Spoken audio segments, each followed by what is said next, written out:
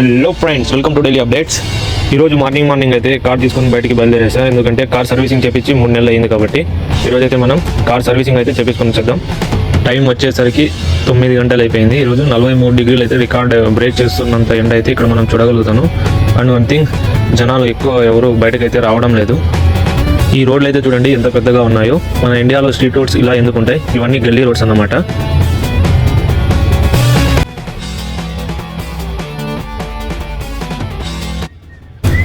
ఇటువైపుగా ఒక బిల్డింగ్ అయితే కన్స్ట్రక్షన్ జరుగుతుంది, మీకు చూపిస్తా చూడండి. ఇంతవరకు ఈ టైంకి ఎవరు పని అయితే చేయరు.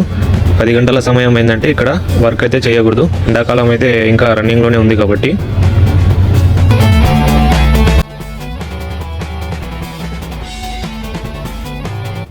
ఇక్కడ ఒక అతను అయితే ఈ టైంలో కార్ అయితే కడుగుతూ ఉన్నాడు. యాక్చువల్లీ ఇలా కడగడం చాలా పెద్ద తప్పు. నీళ్ళు ఇలా వృధా చేసి రోడ్ల మీద మాత్రం పడనివ్వకుండా చూసుకోవాలి. ఇక్కడ మాత్రం మున్సిపల్ వాళ్ళు చూస్తే కన్నా వీళ్ళకైతే ఫైన్ అయితే వేస్తారు.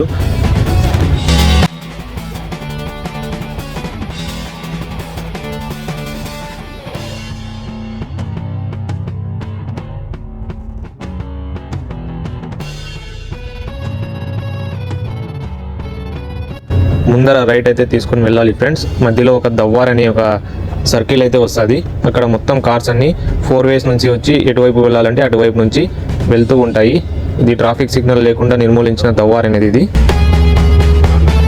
సో ఇటువైపుగా తిరుగుతూ ఉన్నాయి కదా, దీన్నే దవ్వార్ అంటారు ఈ సర్కిల్ని. సో ఈ కార్స్ అయితే రాలేదు, నేనైతే రైట్ తీసుకొని వెళ్ళిపోతూ ఉన్నా.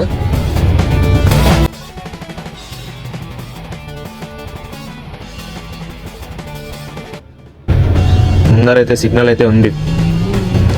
ఈ సిగ్నల్ కంప్లీట్ అయ్యాక నెక్స్ట్ వచ్చే రైటే మనకు కార్ సర్వీసింగ్ పాయింట్ దొరుకుతుంది.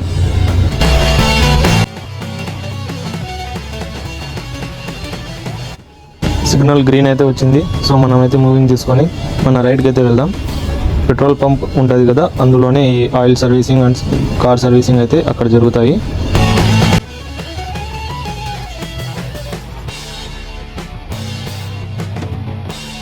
మనం ఈ రైటే తీసుకోవాలి. సో అక్కడ బ్లూ కలర్గా పెద్దగా కనిపిస్తుంది కదా, అదే కదా పెట్రోల్ పంప్. దాంట్లోకి మాత్రం వెళ్ళకూడదు, అది ఓన్లీ పెట్రోల్ ఫిల్ చేసుకోవడానికి, ఎయిర్ పెట్టుకోవడానికి మాత్రమే అది. సో ఇక్కడ మళ్ళీ రైట్ అయితే తీసుకున్నా. ఇటుగా కనిపిస్తుంది కదా ఆటో సర్వీసెస్. సో ఇక్కడే వెళ్దాం. అక్కడ ఒకవేళ ఎక్కువగా చాలామంది ఉంటే మనమైతే క్యూలో వెయిట్ చేయాల్సి ఉంటుంది సర్వీసింగ్కి.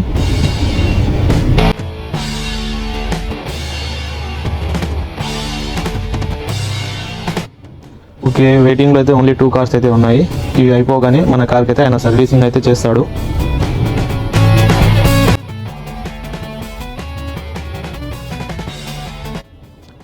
కార్ అయితే సర్వీసింగ్ కంప్లీట్ చేసుకుని తనైతే వెళ్ళిపోతున్నాడు.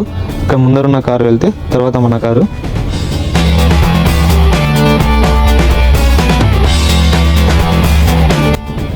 చూస్తూ ఉన్నారు కదా, ఈ కారు కూడా వెళ్ళిపోయింది.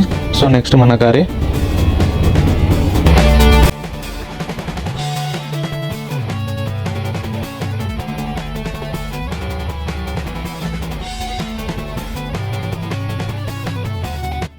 సరే, ఈ పాయింట్లో అయితే తనది కార్ సర్వీసింగ్ పూర్తయింది. మనమైతే వెళ్ళి అక్కడైతే పార్క్ చేసేద్దాం మన కార్ని.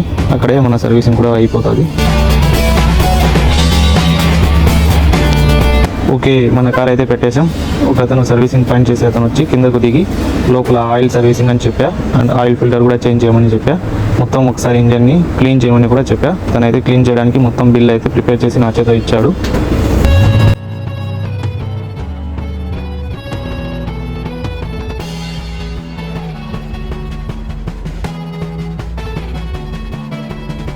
అలాగే ఎయిర్ ఫిల్టర్ కూడా క్లీన్ చేయమని చెప్పా. సో ఎయిర్ ఫిల్టర్ కూడా క్లీన్ చేయడానికి ఆయన అయితే రిమూవ్ అయితే చేస్తూ ఉన్నాడు.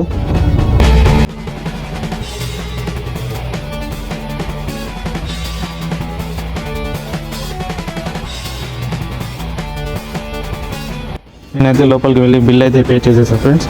ఇప్పుడు తను ఆయిల్ మొత్తం తీసుకొని ఆ మొత్తం ఇంజన్లోకి ఫిల్ చేసేస్తాడు.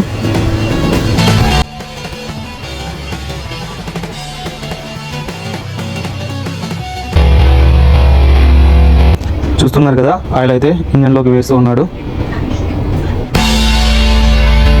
నేను వీడియో తీసుకుంటూ ఉంటే ఆ ముసలి అతను నా వైపే చూస్తున్నాడు. ఎవర్రా మీరంతా?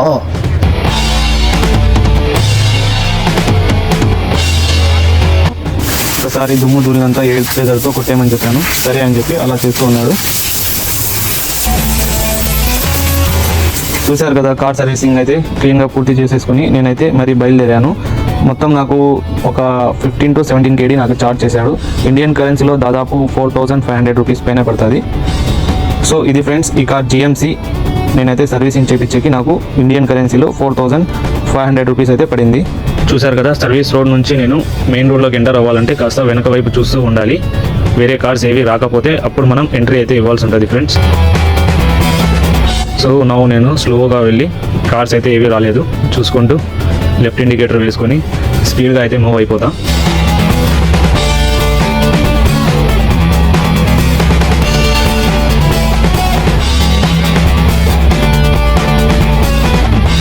ముందున్న ఎంట్రీ డివైడర్స్ని అయితే చూడండి, కార్ ఎంటర్ అయ్యే మాదిరిగా మాత్రమే డిజైన్ చేసి ఉంటారు. ఎలా పడితే అలా తోలడానికి అయితే లేదు ఫ్రెండ్స్. సో నువ్వు యూటర్న్ అయితే చేసుకుని సర్వీస్ రోడ్ నుంచి మెయిన్ హైవేకి అయితే వెళ్ళిపోతూ ఉన్నా. నేను వెళ్ళే ఈ హైవే నెంబర్ వచ్చి 5 నెంబర్ 5 అని ఇక్కడ పిలుస్తారు. సో ఈ నెంబర్ 5లోకి ఎంటర్ అయ్యాక మీరైతే చూస్తారు ప్రతి అడుగున కెమెరాస్ అయితే ఉంటాయి. సో నేనైతే ఈ వీడియో అయితే తీయడానికి రిస్క్ అయితే చేయలేను. సో చూస్తున్నారు కదా, ఇదే నెంబర్ 5 హైవే. సో నేనైతే ఎంటర్ అయిపోయా. ఇక్కడ 120 స్పీడ్ లిమిట్, బట్ ఇక్కడ వీళ్ళు కోయిటీస్ అయితే నడపడం 200 కిలోమీటర్స్ పైనే వెళ్తూ ఉంటారు ఒక్కొక్కడు ఒక్కో రేంజ్లో.